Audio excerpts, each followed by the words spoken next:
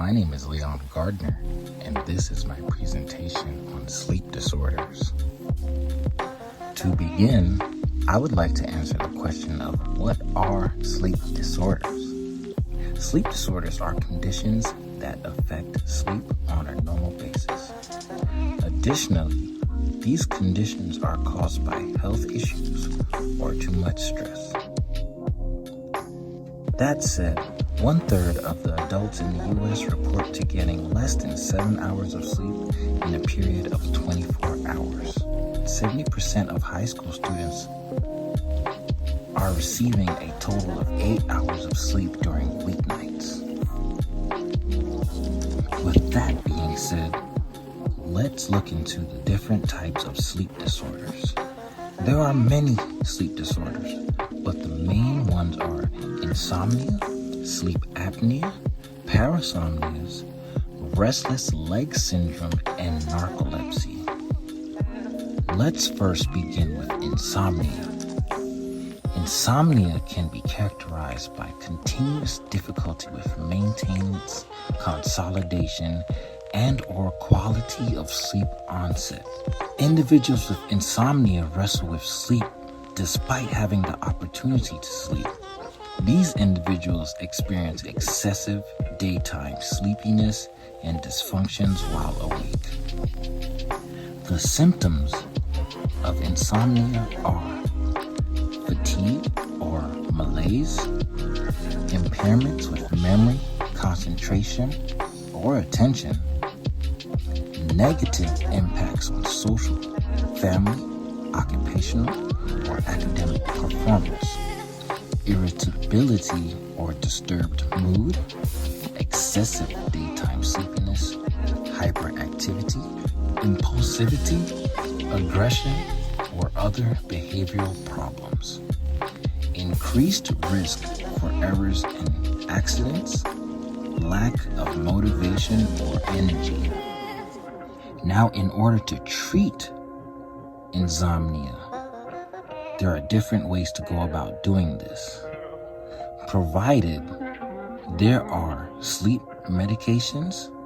You can relax, you can go out and exercise, you can do mind and body medicine, and you can perform good sleep habits.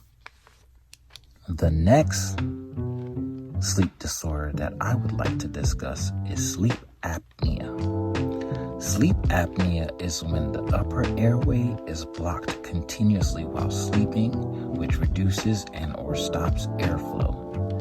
This can be seen with people who tend to snore and then they wake themselves up because of their blocked airways. The signs and symptoms of sleep apnea are reduced or absent breathing, frequent loud snoring, gasping for air during sleep, excessive daytime sleepiness and fatigue, decreases in attention, vigilance, concentration, motor skills, and verbal and visual spatial memory, dry mouth or headaches when waking, sexual dysfunction or decreased libido, waking up often during the night to urinate. Some of the treatments used to help with sleep apnea may include to make heart-healthy eating choices, get regular physical activity, aim for a healthy weight, develop healthy sleeping habits, quit smoking, a breathing device such as a CPAP machine, mouthpieces or oral appliances, be implants that help with allowing the airway to be unblocked during sleep, therapy for mouth and facial muscles, and surgical procedures. The next disorder that I would like to discuss is parasomnias. Parasomnias are disorders that can consist of arousal, rapid eye movement, sleep behavior disorder, nocturnal seizures, rhythmic movement disorders, and tooth grinding. Parasomnias can be broken into two types of categories, which are non-REM parasomnias and REM parasomnias. The non-REM parasomnias are sleep terrors or night terrors, sleepwalking, and confusional arousals. As for the REM parasomnias, they are nightmares, sleep paralysis, and REM, sleep behavior disorder. Now let's look into the symptoms for both types of parasomnias. First, let's begin with the non-REM parasomnias. Now, the first symptom would be sleep terrors or night terrors. And this is an arousal disorder. So this usually occurs when a person awakes from their sleep abruptly, crying or screaming. This is usually accompanied by sweating and increased heart rate and or flushed skin. The next type of arousal disorder that is in the non-REM parasomnia symptom list is sleepwalking. This is when a person is moving around with the appearance of being awake but is asleep with their eyes open. And lastly, there are confusional arousals. This is when a person awakes from a deep sleep and is usually confused. Now, let's look into the REM parasomnia's symptoms.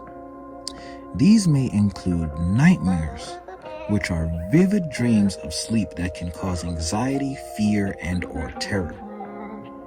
Next, there is sleep paralysis. Sleep paralysis is a sleep disorder that occurs when a person is unable to move their muscles. This happens when they are first falling asleep or awakening. The person is usually awake, but they are paralyzed for a brief moment. And lastly, there is REM sleep behavior disorder. This is a disorder where an individual acts out both dramatic and violent dreams while in REM sleep.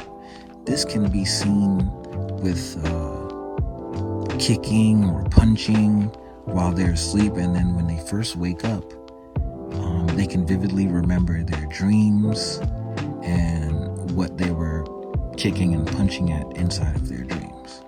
This can cause damage to themselves or their partners that they're sleeping next to or anything like that, or somebody, you know.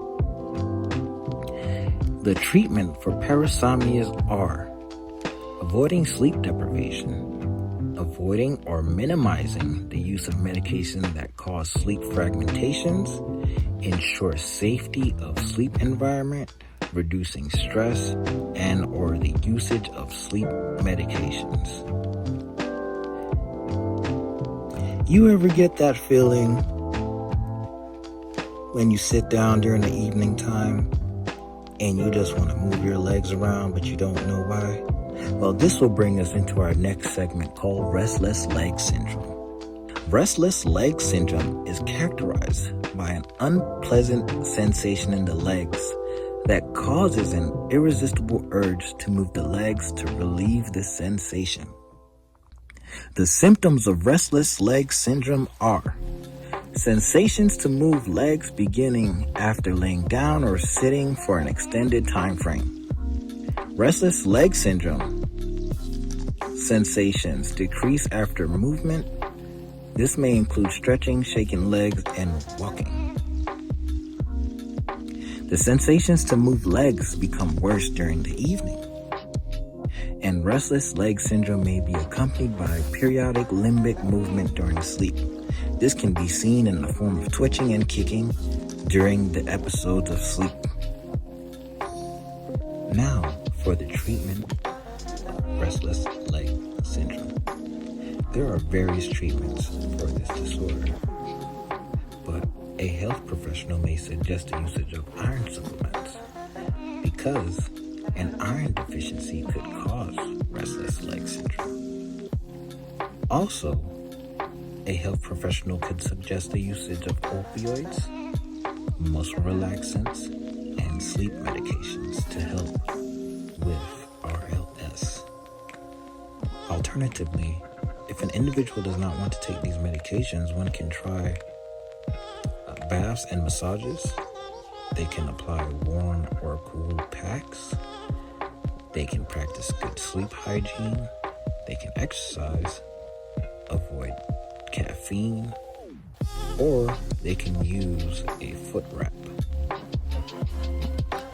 Now, let's take a look into narcolepsy. Narcolepsy is a chronic neurologic disorder characterized by excessive daytime sleepiness,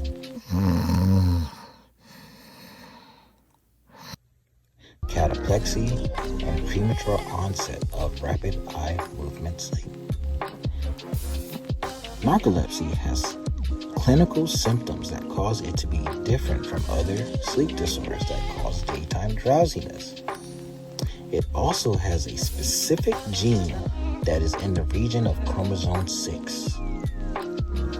As for the symptoms of narcolepsy, these may include excessive daytime sleepiness, cataplexy, which is a sudden loss of muscle tone during an individual's wake period, leading to weakness and loss of voluntary muscle control, sleep paralysis, hallucinations, fragmented sleep and insomnia, or automatic behaviors. Now, in order to treat narcolepsy, there are two types of ways this can be done. One is in the form of medications, and the other is in behavioral modifications. Now, to begin with the medications, modafinil, amphetamines, antidepressants, and or sodium oxybate. Now, for the behavioral changes, this can include taking short naps, maintaining a regular sleep schedule, avoiding caffeine or alcohol before bed, avoid smoking, exercising daily, avoiding large, heavy meals right before bed, and relaxing before bed. In conclusion, there are many sleep disorders. We have insomnia, sleep apnea, parasomnias, restless leg syndrome, and narcolepsy. These are primarily caused by poor sleep hygiene or too much stress in a person's life.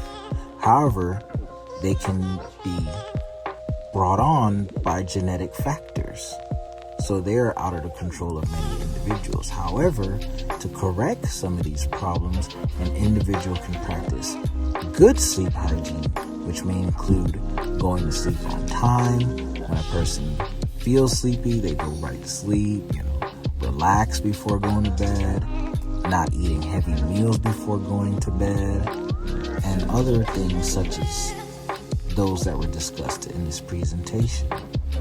That being said, I hope that you enjoyed this presentation, and thank you very much for allowing me to share this information with you. Goodbye.